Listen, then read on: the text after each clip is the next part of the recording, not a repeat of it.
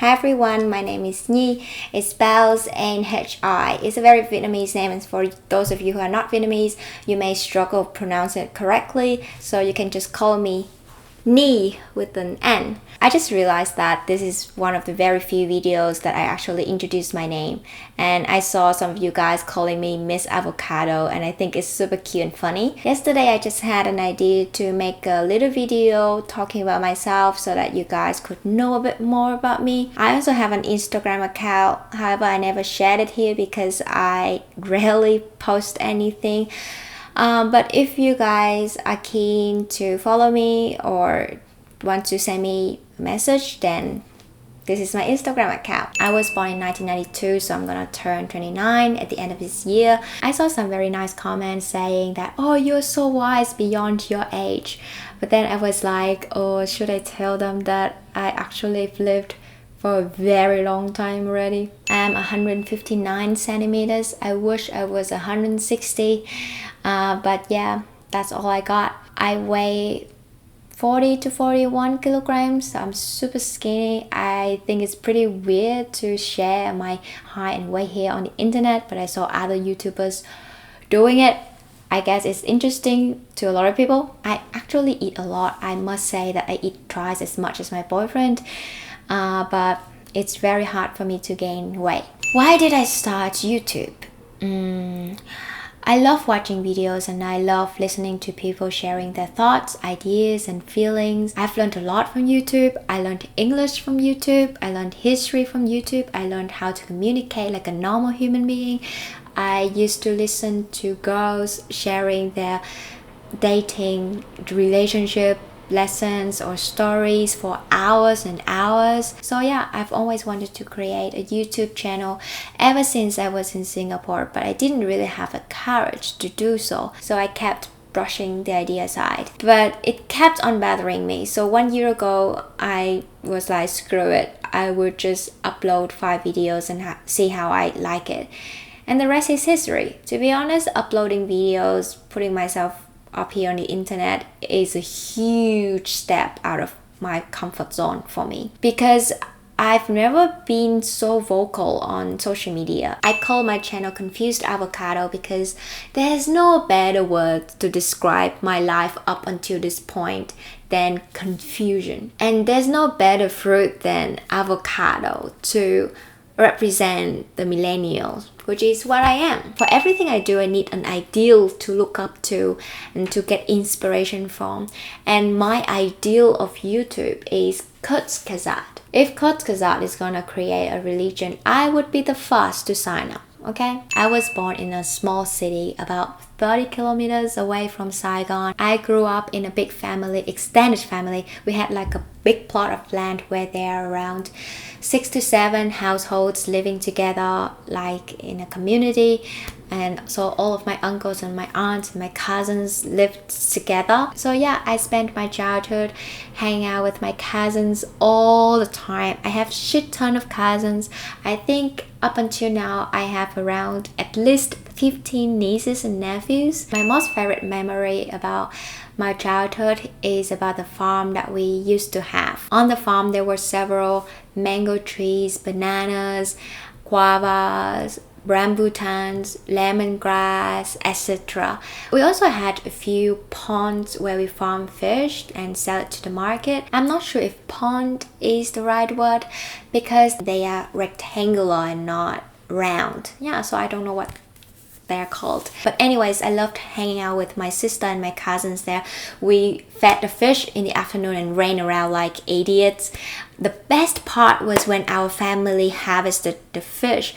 At first we tried to catch all the fish by using a huge net, and then we pumped out all the water until we saw the bottom of the pond, and then all the kids, including me, jumped down and tried to catch all these small fishes and crabs and snails that hid very well in the mud. I just miss that time so much. Right now the farm is no longer there because it was subject to some urban planning or some shit like that. So the government gave our family a bit of money and then they took the plot and now they built residential houses there. Fast forward to when I was 17, I decided to study abroad. I chose Singapore because I've never lived away from my family before, let alone living by myself in another country.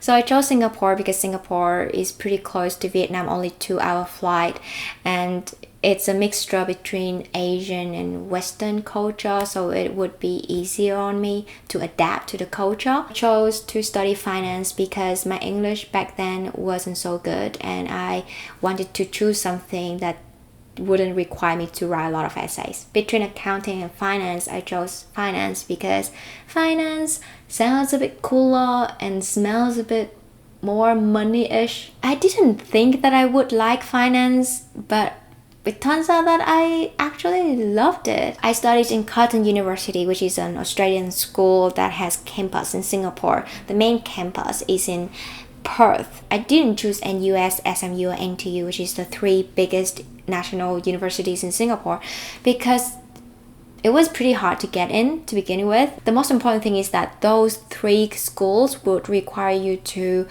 finish a business degree in I think 4 years. And I think, to be honest, if you study business, you don't need to spend that much time in school. So in Curtin, they offered 3-year program and I could finish it within 2 years. So actually I graduated when I just turned 20. Actually, originally I wanted to make a YouTube channel about finance because I saw a lot of misconceptions about investing and stuff. But when I think about it, I don't look finance aesthetically. Comparing myself with Stephen Graham, we look like the 2 opposite ends of a spectrum. The most important factor is that I don't look like I have money. I didn't know how much of a peasant I look until my high school teacher insisted to give me a scholarship for economically challenged family. When he suggested it, I was like, huh? But then I thanked him for concerning about my family situation, but I politely declined the scholarship because my family is doing okay. But then he still kept pushing on. He said that it's okay, Nhi, there's nothing to be ashamed of. I went home and told my mom about it, and she went, "What the hell did you do to make people think that our family is poor?" Dude, I don't know. I did nothing, okay? The second incident was when I just started out my first job in Saigon after returning home from Singapore. After 2 to 3 months, I think, in a random conversation, my seniors asked me where I got the skills I had and which university I went. And I said that I went to Curtin University in Singapore, and all of them went, "What? You used to live in Singapore? We all thought you had been living your whole life in the countryside, because the first days you were here, you constantly exclaimed how modern Saigon is and how Saigon has all the tall buildings and how beautiful District 1 looks like." Well, yeah, I guess I sounded like somebody who had been living in a place that there's no running water or something.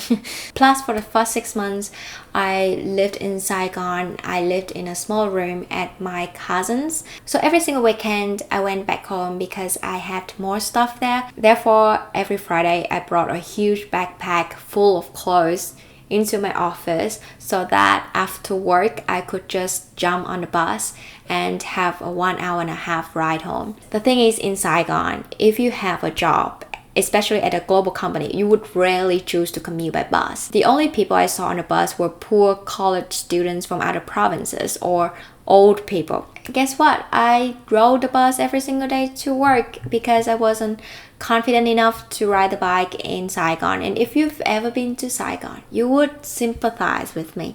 Okay, I think I've been sharing enough about why I quit my job and decided to go abroad again, so I'm not gonna repeat the same thing here. But why Australia? At first, I wanted to go to Europe because some universities there offer very cheap master degree. Some are even for free. I had a lot of savings for my job, so I could totally afford my entire degree if I had chosen Europe. I wanted to go to France, so I told my mom about it, and she immediately said no to Europe because Back then, I think in 2015, 2016, there were some terrorist attacks in Paris, I think. So Europe didn't seem to be safe. And also my colleagues told me that France is not good. So I was a bit disheartened. I don't know why I didn't think of Germany. On my list, there were France, Finland, and Ireland. I could have chosen Germany, to be honest, because I have a friend there and she said that her experience was amazing. My parents told me that if I go to Australia, they would be more than happy to support me financially. The part where my saving is not enough to cover. We all agreed that Australia is much better in terms of safety. So here I am. I finished my master degree at the end of 2019 and I plan to go back to Vietnam. But then COVID hit. And I met my now boyfriend. The funny thing is, 3 weeks before I met my boyfriend, in a conversation that I had with my friends, I confidently declared that I could never see myself dating a white guy or any overly westernized guy. My reason was that there would be a huge cultural difference to work through and I'm too old for that. Back then, I never found myself being attracted to anybody besides Asian guys. Biggest longtime celebrity crush is Lee Joon-gi. Anyways, back to the story. Little did I know, 3 weeks after my declaration in front of my friends, I met my now boyfriend. He's a German. And after getting to know him, I realized that wow, Germans are like Asians in the West, so I guess it still counts. Actually, I wanted to make a video to tell you guys about my relationship history, but I'm not sure if you guys are interested. But if you have any questions about me, please feel free to ask me in the comments. I would definitely reply. I think I've shared enough about me for now. I will see you in my next video. Bye bye.